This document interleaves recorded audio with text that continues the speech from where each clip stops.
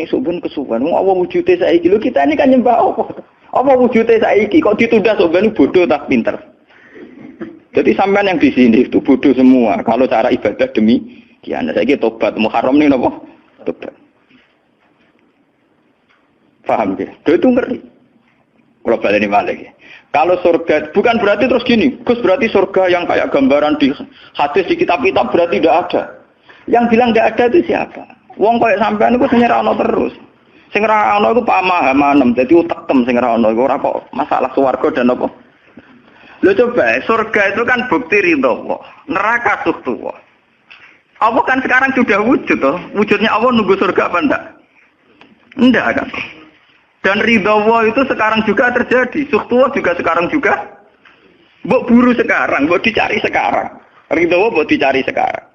Yaitu seperti doa-doanya Syaikhul Qadir, ilahi ridhoka matlubi. Ilahi anta maksudi wa ridhoka apa? Matlubi. Ya karena ya ilahi. Ya sudah, berarti benar-benar dimulai sekarang. Sehingga kayak saya sendiri, nak umat ilmu hakikatku, kayak aku apa ibadah haji kayak kesuwen. Apa mulang sampean ya kesuwen. Mbok sesuk apa mergawe ya kesuwen. Mergo paling banter logikane ngeten. Misalnya saya dari rumah, semula Mustofa Ruhin goblok-goblok namno ibadah. Iku kesuwen. Kesuwene ngeten. Engko mulang ning Ruhin wis kasil mulang ya golek ridane Allah. Padahal mulai saya niat juga sono ridane Allah. Saya melangkahkan kaki ya wis ana Allah sono ridane. Sehingga mulane Kanjeng Nabi ngendikan niatul mukmin khairun amalihi wis niat tok wis amal. Mergo kontrake sampai pangeran sing wujud terus. Setiap detik, setiap saat, setiap khotwah, setiap langkah wis kontrake Allah terus. Jadi ya misalnya rasido lah ya ora apa-apa, ape mulang Ruhin rasido ora apa-apa, ape ngekek dhewe Ruhin rasido ora apa-apa. Mulane cara Kanjeng Nabi wong niat apik rasido tetep ganjaran mergo kontrake sampai pangeran Allah ya wis wujud. Sedekah ben sing sida paham. Iku wis ditulis sita. Paham. Ben sampean ngerti sirine hadis kenapa niat saja ditulis ganjaran karena niat itu artinya orang sudah mengkontrakkan diri, mengikat diri dengan Allah yang setiap saat wujud juga dan saat itu juga wujud. Jadi kamane kados kula misalnya kepengin haji. Gusti berhubung haji perintah jenengan nggih kula kepengin. Tapi saya sekarang juga mulai ibadah. Nggih, mulai napa? Ibadah karena saya tahu golek haji ya ridane Allah. Sekarang juga ya ridane Allah. Dari ridane Allah dalam konteks sekarang mungkin saya ngajar. Mungkin apa Ruhin nyabari melarat dan mungkin terus begitu itu ada terus. Ujung-ujungnya kepen suga kapan sedekah. Kepen sedekah diridani pangeran kan begitu. Lah zaman ke melarat ya ono carane diridani pangeran, sabar ngempet. Mau sono juga. Jadi rasa kesusu paham kan. Jadi itu memang begitu. Orang hakikat itu enggak pernah kesusu. Itu jenenge wal asri demi waktu. Jadi semua waktu itu padat dengan amal. Mergo zaman kiri untuk ridane Allah lewat jalur sabar. Zaman suka untuk ridane Allah lewat jalur sedekah ikhlas. Paham nggih? Zaman bingung diusir bojo ya misalnya ya lewat sabar. Zaman bojo mesra ya lewat rahmat. Pokoknya ono terus. Sehingga wal asri ini padat. Innal insana lafi khusr. Manusia selalu rugi illal ladzina amanu kecuali saat itu dia iman, saat itu dia sholihat. Jadi kalau orang hakikat maknanya ya kecuali saat itu dia iman, kecuali saat itu dia sholihat. Demi waktu. Demi waktu ngenteni sampean kan terlambat paham nggih? Iku nak oleh maknane wong napa? Hakikat. Dan itu rumah sakul wis cerdas. Karena dari awal ilmu hakikat dianggap kastanya di atas napa? Syariat. Jadi sampean malah enak, jangan ngaji kok enak, dadi mulai omah wis ibadah. Delik-delik kok bojo ben iso ngaji wis mulai ibadah. Enggak apa-apa, menghindari kebatilan demi barang hak itu ya. Itu sudah bagian dari. Menawa sampean trimo sampean, sak kula mawon niku wis biasa. Jadi Gus kok amen lunga-lunga. Nggak terus piye? Hukumnya iku piye? Ya hukum. Lha kalau dia cerita. Kiai Arwani top-top kiai. Kiai Quran top-top rak Kiai Arwani. Ini bapak menangi Arwani melarat. Itu kalau beliau ngajar di rumah. Jadi sempat beliau itu ngajar di rumah. Itu kalau bunyainya itu agak kereng. Bawa urusan belanja bawa agak kereng. Cuma pindah di masjid aja. Jadi ya basaria sekali lebih aman. Di masjid lebih apa? Jadi kabeh kiai tahu sok enggak ngaji ning omah ben barokah, tapi ketika suasana tidak kondusif. Pindah. Momennya ditambah mertua barang dunia. Bojo tok wis problem, momennya tambah mertua tambah IP. Mulane mubalek ku PD-PD, mergo pidatone ora ning area terlarang. Tambah PD, mergo ora konangan. Ning areane dhewe bar. Dia nak gadah bojo kudu sakinah mawaddah rahmah dari bojone men campet. Lah nek kenapa mubalek mlepuk mergo jauh dari area. Sing ngono tok kuncine ngoten. Tapi kalau orang hakikat itu ya gak ngeluh. Ketika bojo grundel kowe ridho mek kodok-kodare pangeran ya ibadah. Berhasil melalikan diri ya napa? Akhirnya berhasil ngaji ya napa? Karena Allah itu wujud di setiap langkah kita, di setiap detik kita, di setiap nafas kita. Lah kalau wujudnya Allah di setiap detik kita, nafas kita, kenapa nunggu nanti-nanti? Sebab itu sedekah Rasulullah ketika Nabi ngendikan, ya mulai niat itu dihitung. Lah wong saiki wong intelektual kabeh. Bagaimana mungkin belum aksi nyata kok sudah dihitung ora roh pangeran, paham nggih? Paham nggih wong-wong ora roh pangeran. Dadi intelektual ya kudu tobat, paham nggih? Bagaimana mungkin niat belum aksi nyata kok sudah di Jadi nak goblok ora rasa di syariat. Nek wis goblok ditulis ning koran dadi buku. Wong goblok kok di syariat, di syariat.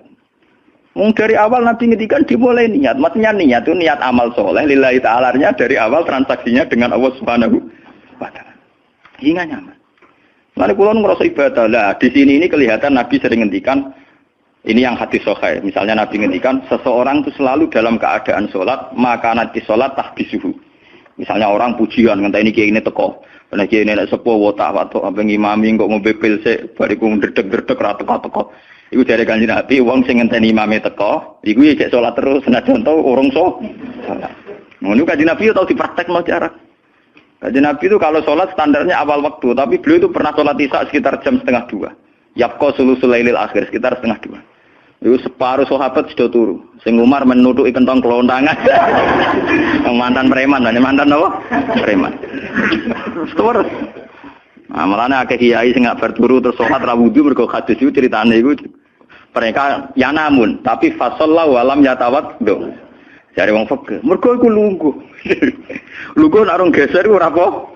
Apa jare wong fikih ta, ono-ono wae. Turune sahabat sing gaplek-gaplek ya mlungker.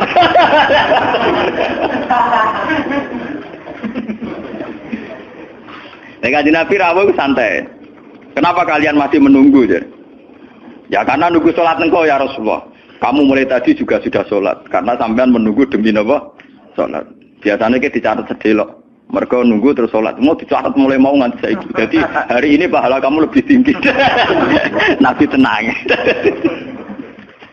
Ya memang begitu. Sehingga kalau wal asri innal insana lafi khusrin demi waktu itu tidak ada ruginya. Misalnya saya juga pernah melarat. Rugen ya tahu melarat nganti saiki misalnya. Artinya saat kita melarat kan duwe niat, aku nak sugih pe sedekah, aku nak alim pe mulang. Niat dihitung ganjaran. Ketika kamu real, yang sekarang real kan ngadepi kekerean terus kowe sabar ya ibadah. Sehingga ora kemrungsung aku ibadah ngenteni sugih. Begitu juga yang ingin haji. Ditekbir apa haji, tapi ketika dia ingin sudah ditulis ganjaran. Meskipun takdirnya dia tidak sempat haji sampai mati. Tapi per detik dia tetap berdialek dengan Tuhan. Bertransaksi dengan Tuhan. Jadi disebut Quran yastarun. Yastarun itu transaksi. Inna wastara minal mu'minina anfusahum wa amalahum bi anna lahumul jannah. Allah Ta'ala itu membeli diri kita. Diri kita itu kata Nabi ini sing asli dawuh Nabi ora dawuh mubalek lho ngene. Ngeling-eling. Ini ilmunya ulama bukan mubalek, harus dicatat. Nabi itu ngitung ibadah. Itu dimulai dari diri kita. Ngendikane pangeran inna wastara minal mu'minina anfusahum. Allah membeli diri kamu. Diri kamu itu ya organ kamu, sel-sel yang ada di kamu, saraf-saraf kamu, semua yang ada di tubuh kita. Karena apa? Dalam desain Tuhan dan rencana Tuhan, pikirannya pangeran kemana madon di bathuk ya gue sujud. Duwe lesan ya gue mulang. Mertua duwe lesan ya gue ngandani mantu. Mantu ya gue takzim mertua. Pokoknya dalam desain Tuhan begitu. Sehingga semua organ tubuh itu desainnya untuk taat. Desainnya untuk apa? Taat. Ya desainnya untuk taat. Sehingga ketika taat itu belum nyata dan orang itu niat sudah dihitung. Apalagi setelah nyata dia melakukan. Potensinya saja baru potensi sudah dihitung. Makanya ketika Nabi, ini yang hadis sahih, suatu saat Nabi itu ditamu melarat-melarat. Wes melarat ngenes deh. Kok ditonggo sugih lomo ngenes deh. Wes melarat ditonggo napa? Sugih. Terus matur ya Rasulullah, zahaba ahli dusur bil ambal. Tiang-tiang sugih niku nak moro putih-putih kok nggawa donya gelem sedekah. Yusalluna kama nusolli wa yasumuna kama nasum. Wes ngoten piyambake nggih salat nggih poso. Posone nggih kados kita, salate kados kita. Tapi wa tasaddaquna bi fuduli amalihim. Tapi mereka punya kelebihan iso napa sedekah. Jadi kamane wong melarat iki ngenes. Duwe rival soleh ditandingnya angel. Mergo salate padha. Mulane wong melarat tuh seneng nek wong sugih ra poso. Oh, unggul aku. Mergo wong saleh melarat nek disaiki saleh juga ya gak trimo. Wah, matane wong itu. Lha iku zaman Nabi ora trimo. Dadi kan terus sowan Kanjeng Nabi. Kanjeng Nabi kula di tangga saleh, salate kados kita, pasane kados kita, cuma wa tasodakuna bibuduli amal. Mereka keunggulannya bisa sedekah menjadi duit. Sekarang Kanjeng Nabi itu ngendikan apa perlu ala adlukum, apa perlu kamu saya tunjukkan sesuatu yang kamu bisa sedekah dengan yang kamu miliki. Ya Rasulullah. Itu pertama yang dihitung Nabi itu fi kulli sulama minan nas sedekah. Setiap sel atau organ atau ros-rosan manusia itu dihitung apa? Sedekah. Itu kan luar biasa. Jadi yang dihitung itu yang fisik, anfusahum, fisik. Fisik kita ini sedekah. Lalu itu yang paham tuh orang-orang hakikat. Yang paham tuh orang-orang apa? Hakikat. Orang hakikat ini cerita ilmu kelas tinggi ini, tapi tak terang lebih lucu ben paham. Sistem wujud kita, kasus ini bahak wujud. Saya itu dalam penanggalan orang tua saya itu lahir 1970. Makanya tahun baru Muharram ini bagi saya spesial karena saya pas umur 40. Nak waras, nak ora waras ya diparingi waras. Ya ini ora waras sampean malah kaya apa.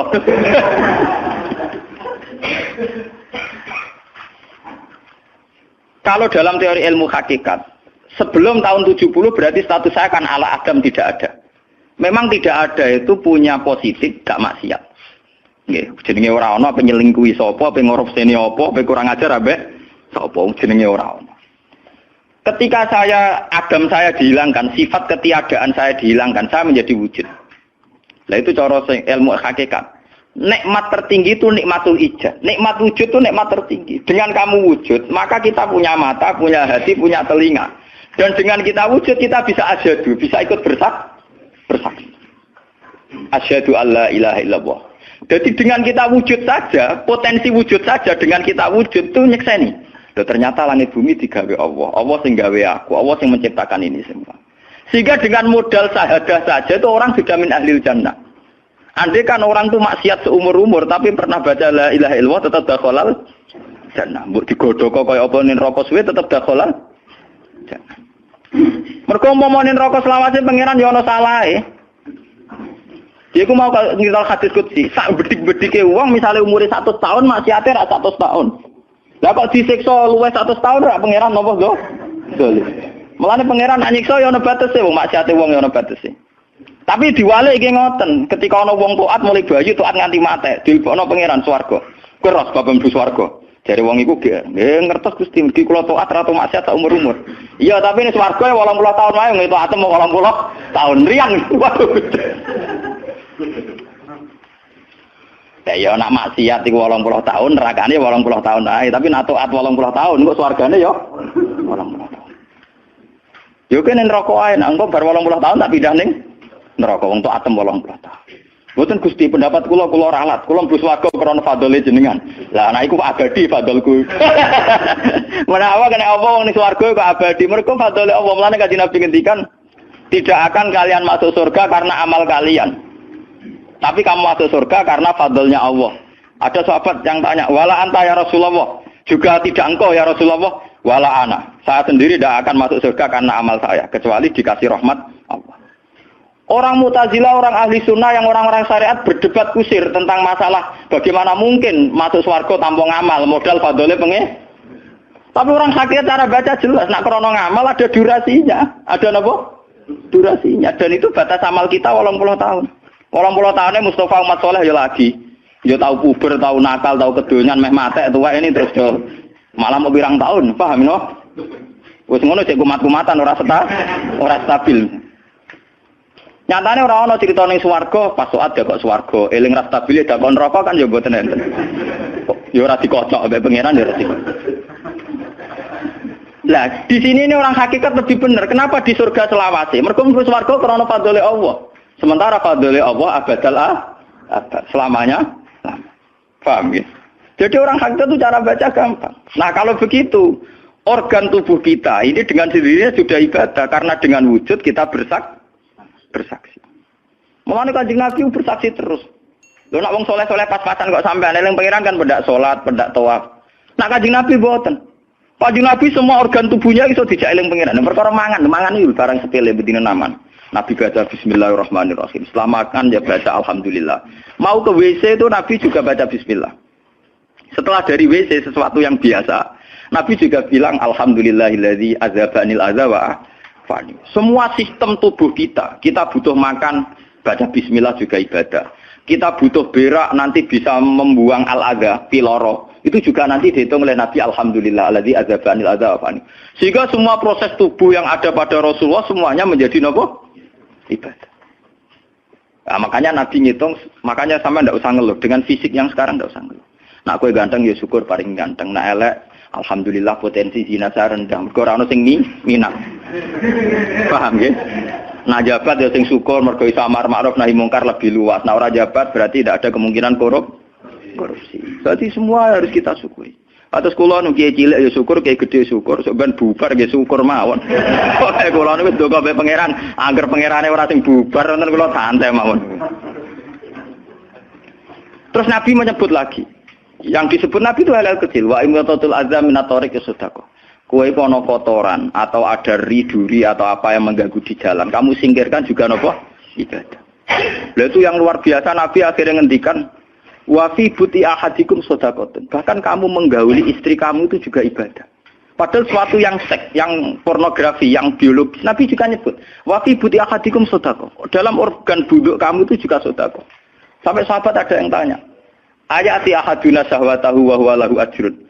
Bagaimana mungkin ya Rasulullah orang mendatangi syahwatnya kemudian dia dapat pahala? Wong urusan syahwat masa untuk ganjaran ya Rasulullah. Tapi apa kata Nabi? Alaisa lawadhu'aha fi haramin akana alaihi wisrun. Nah dekne salah letak iku kan ya dosa. Mulane bojo sok ben kabeh masuk elek-elek lah sok ben ahli swarga kabeh. Mergo piye wong lanang ora iso zina nak bar dikeki sing wedok, paham? Minimal ada durasi sekian jam dekne ora kuat zina. Dan itu prestasinya sing wedok. Makanya dari Nabi, api-api wong wedok sing lanang mari doyan terus. Berarti diterusno kan elek-elek wong wedok. Repot. Nah itu, lu bukan apa-apa karena Nabi ngertine Nabi lho, kawin yo tarku zina. Kawin model saiki ra engke-engkean, ngertine Nabi nek jenenge nikah ya aghadulil basar wa ahsanulil farj. Istilah aslinya Nabi tentang nikah itu aghadulil basar wa ahsanul farj itu. Saiki ono istilah sing macam-macam. Bentuk keluarga sakinah mawaddah rahmah. Engko sok ben anak tuwa ben anak ana sing rumat, kakean teori. Sing ora anak kowe nganti tuwek sapa? Sing ora anak soleh sapa? Malah do arep-arep matine bapak ya pirang.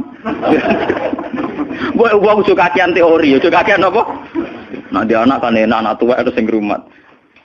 Wong kowe zaman sugih ora wali wong tuamu, paling nasib pun ndak ngono iku padha. Lan ambyok. Paham ya? Niki ben sampean ngertos. Dengan teori ini, maka surga dan neraka dihitung seperti ilmu hakikat tadi. Paham ya? Jadi ridho Allah itu sudah ada sekarang. Dan itu nanti dijelmakan surga. Suhtullah sudah ada sekarang, tapi nanti dijelmakan neraka. Tapi masalahnya Allah itu wujud mulai sekarang. Mulai zaman azali sampai sekarang wujud. Kalau Allah itu wujudnya sekarang, tentu ada ridhonya juga sekarang. Ada suhtunya juga sekarang. Jadi kalau nunggu nanti-nanti terlambat. Nah itu orang hakikat bilang lau asyraka laka nurul basirati la ra'aita akhirata aqraba ilaika min antar takhila ilaiha. Andai kan nur basirah kamu kuat, tentu melihat akhirat ya sekarang.